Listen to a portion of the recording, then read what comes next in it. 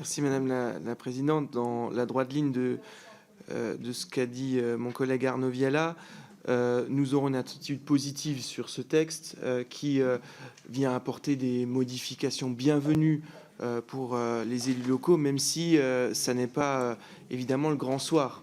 Vous l'avez répété, certains élus, et nous pensons que dans des territoires, on aurait besoin d'aller bien souvent plus loin. On verra ce qui viendra dans la loi 3D. Nous serons néanmoins attachés à certains apports du Sénat et globalement aux équilibres qui ont été discutés au Sénat, même si la navette parlementaire jouit d'une certaine liberté et que nous aurons aussi des points de vue qui pourront être par moments un peu différents de ceux du Sénat. Les grands équilibres définis par le Sénat nous semblent importants. Je pense par exemple à la question des compétences optionnelles et de leur suppression, finalement, pour re-questionner la construction plus volontaire de l'intercommunalité qui nous semble importante. Nous serons attentifs aussi à ne pas contraindre davantage les élus locaux, à ne pas rajouter des normes aux normes, à ne pas rajouter des schémas aux schémas.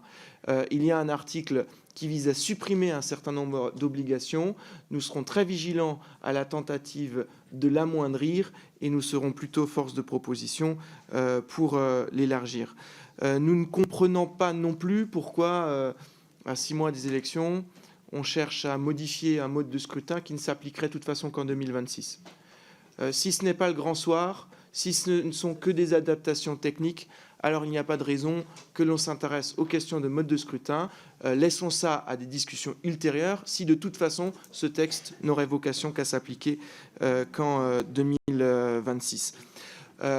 Pour le reste, ça ne sera que la 3e ou 4e fois qu'on va discuter dans cette commission de la compétence eau et assainissement. Ça en devient presque un gag de répétition.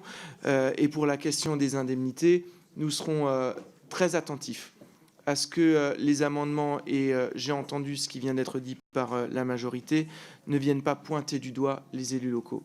Les élus locaux sont des gens qui donnent du temps, de l'énergie, de l'engagement, et il n'y a pas lieu de pointer du doigt le fait que les uns ou les autres se voient à juste titre indemnisés du temps qu'ils consacrent à la collectivité.